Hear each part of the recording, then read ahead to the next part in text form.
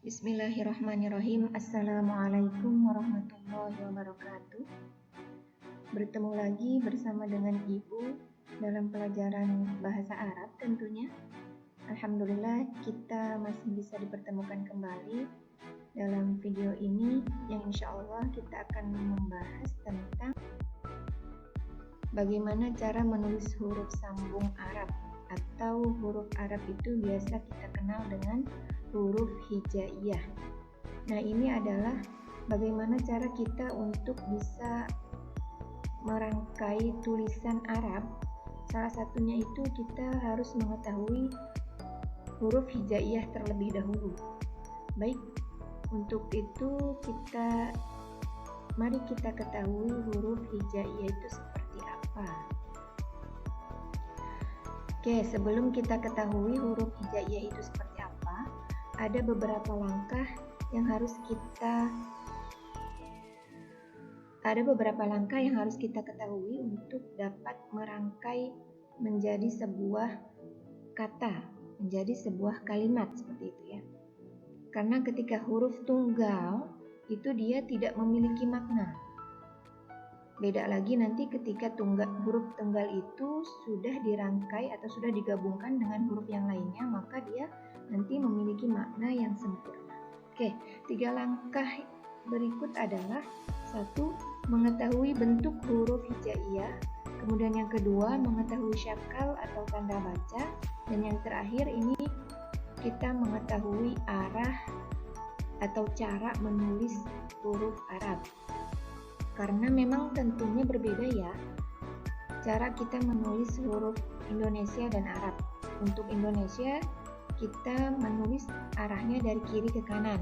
Nah, sebaliknya untuk bahasa Arab kita menulis dari arah kanan ke kiri. Seperti itu ya. Nanti kita cari tahu seperti apa bentuknya. Oke, yang pertama adalah kita mengetahui huruf dasar atau huruf hijaiyah. Huruf hijaiyah adalah huruf dasar dalam bahasa Arab. Ini yang harus kita ketahui sebelum nanti kita dapat merangkai satu huruf dengan huruf yang lainnya. Ini yang bisa kalian lihat itu ada 30 jumlahnya ya. Dan di bawahnya itu adalah bagaimana cara kita membaca huruf tersebut. Ibu contohkan ya. Alif, ba, ta, sa, jim, ha. Nah, itu untuk baris pertama. Kalian bisa lanjutkan membacanya dari tulisan bawahnya yang pakai bahasa Indonesia itu ya. Kemudian sampai akhir hamzah dan ya. Ini adalah huruf tunggal yang belum diberikan tanda baca, belum digabungkan dengan huruf yang lainnya. Kemudian kalian harus memperhatikan juga bentuknya karena satu huruf dengan huruf yang lainnya itu hampir sama. Bentuknya hampir sama, yang membedakan contohnya itu adalah titik seperti pada huruf ba dan ta. Kalian perhatikan bentuknya itu sama ya, seperti wadah yang terbuka. Kemudian yang membedakan adalah titiknya. Posisi titik pada huruf ba itu ada di bawah. Kemudian huruf ta di atas. Dan jumlahnya pun berbeda. Huruf ba itu hanya memiliki 1 titik, kemudian huruf ta itu memiliki 2 titik. Kemudian contoh yang lain seperti huruf jim dan ha. Nah, dia sama-sama punya ekor, tapi yang membedakan adalah titiknya. Jim itu memiliki titik, sedangkan ha itu tidak memiliki titik. Jadi kalian harus benar-benar jeli dan benar-benar memperhatikan bentuk satu huruf dengan huruf yang lainnya, tentunya dalam bahasa Arab ya, untuk huruf hijaiyah. Seperti itu. Oke, kemudian yang kedua adalah langkah kita mengetahui syakal atau tanda baca. Ini ada 3 yang menjadi pokok yang harus kita ketahui, yaitu fathah, kasroh, dan dhammah. Kalian bisa lihat posisi syakal tersebut.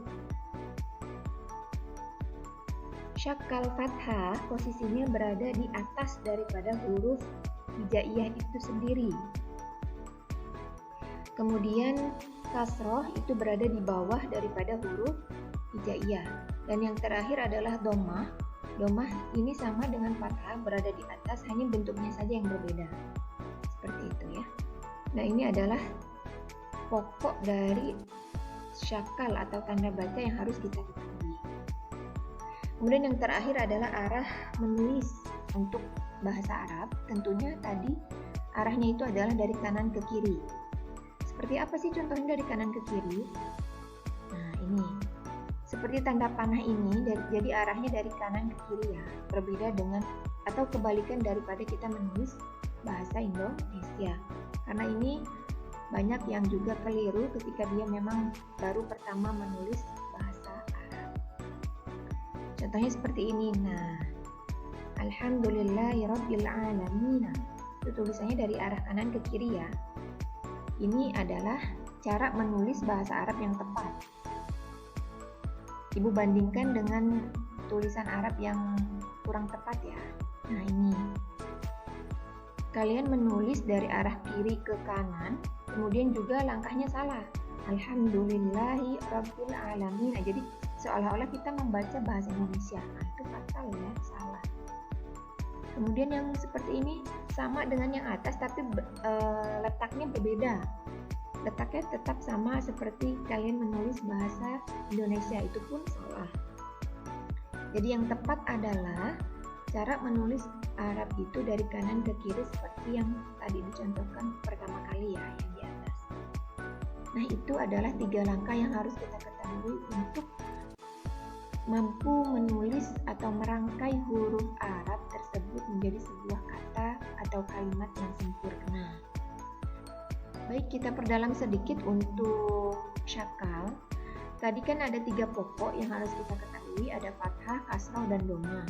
Nah, sekarang dia berkembang, kemudian menjadi ada fathah tain, kasrah tain, dan dhammah tain. Sebenarnya sama, hanya sedikit berbedanya ditambahkan saja. Kolom yang pertama itu adalah bentuk daripada syakal tersebut, fathah, kasrah yang tadi terletak posisinya ada di mana daripada huruf hijaiyah tersebut. Fathah berada di atas, kasrah berada di bawah, dan dhammah di atas, tapi bentuknya berbeda. Kemudian ada tambahan untuk tasydid dan sukun. Sukun ini biasanya kayak angka 0 gitu ya, bulat, kayak angka 0 atau bulat. Yang nanti cara bacanya itu dia diabaikan, tidak dibaca.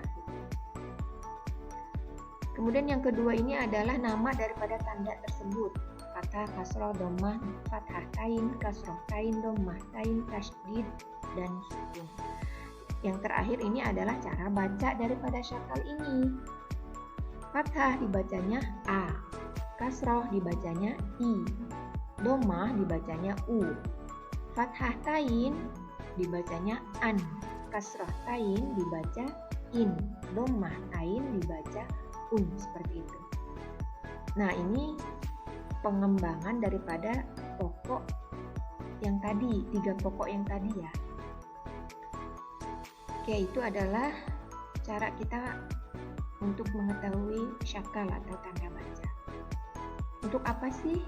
Nah, syakal ini berguna untuk ketika kita akan membaca daripada huruf Arab yang sudah tersambungkan.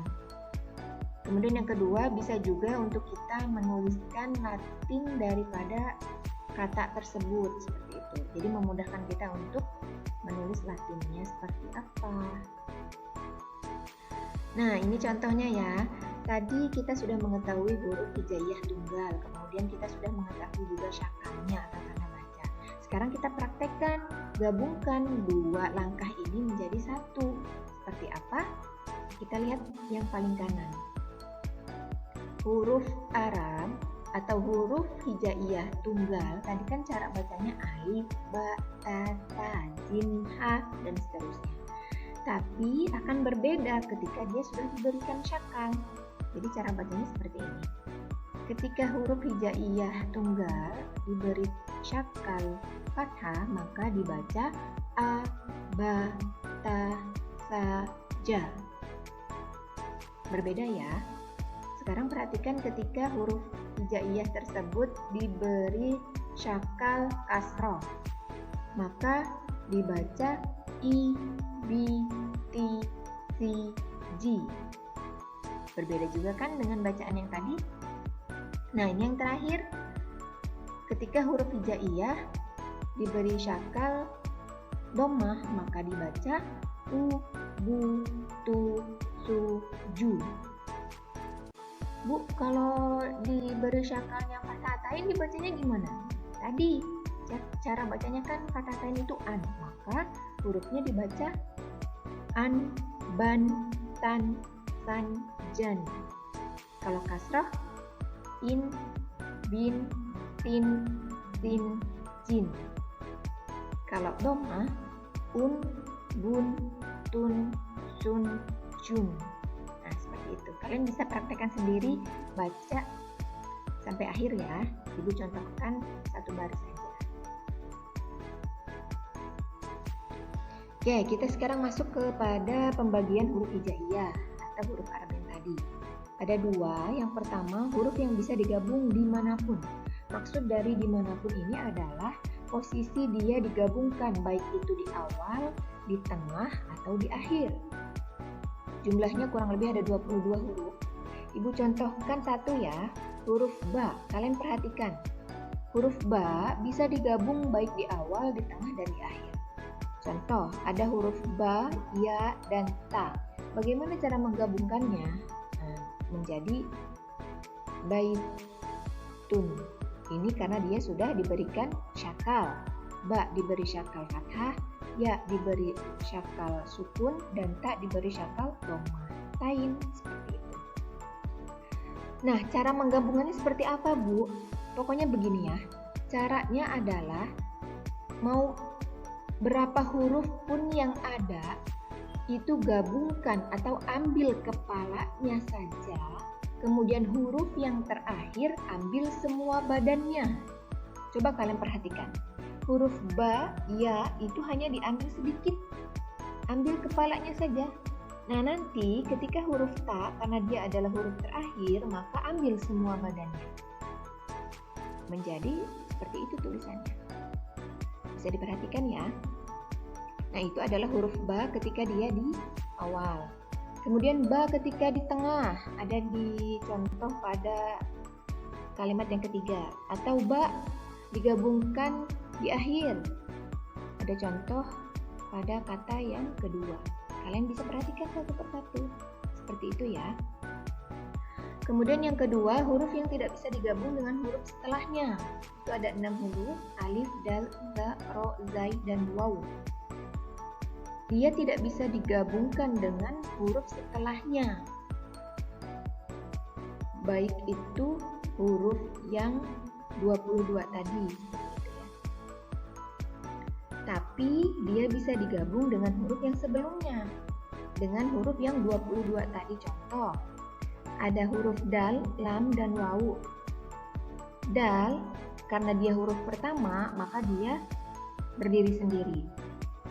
Kenapa dia tidak disambungkan dengan huruf yang kedua? Karena huruf dal ini adalah huruf yang tidak bisa digabung dengan huruf setelahnya. Maka dipisahkan.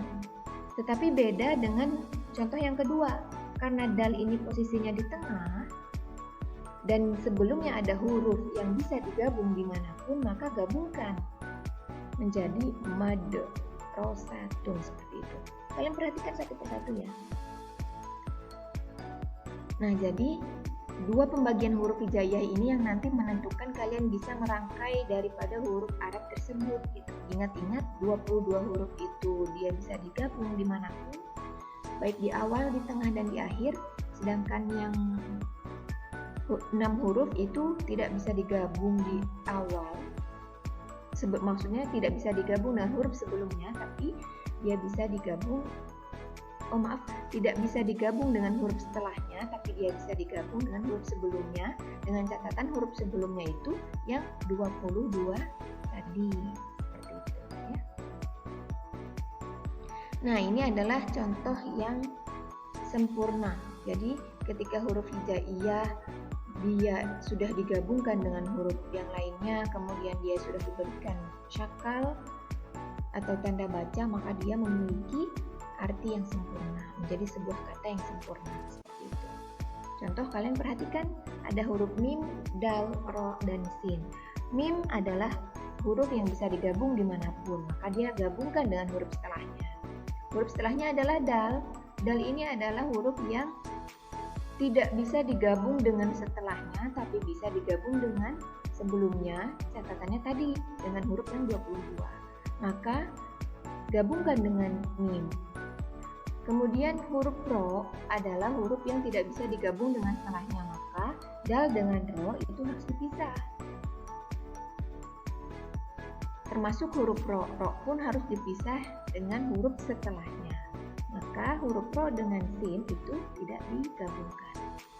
Karena mim diberi tanda syakal dhammah dan dal diberi tanda syakal fathah, ro diberi tanda syakal kasroh beserta tasydid, dan sin diberi tanda syakal dhammah tain, maka dibaca mudarrisun. Seperti itu. Artinya apa? Artinya guru. Jadi ketika huruf tunggal saja belum digabungkan, maka dia tidak memiliki arti karena belum menjadi sebuah kata yang sempurna. Tapi kalau sudah digabungkan, kemudian kita tahu syakalnya juga, maka itu adalah kalimat atau kata yang sudah memiliki arti atau sebuah kata yang sempurna. Seperti itu. Oke, baik. Itu adalah penjelasan dalam video ini yang mana tadi judulnya adalah kita mampu merangkai huruf hijaiyah atau huruf Arab. Sampai jumpa di video selanjutnya. Terima kasih kalian sudah menonton dan memperhatikan dengan seksama. Mudah-mudahan apa yang tadi dijelaskan itu kalian bisa memahami dan bermanfaat untuk kita. Sampai jumpa di video selanjutnya. Wassalamualaikum warahmatullahi wabarakatuh.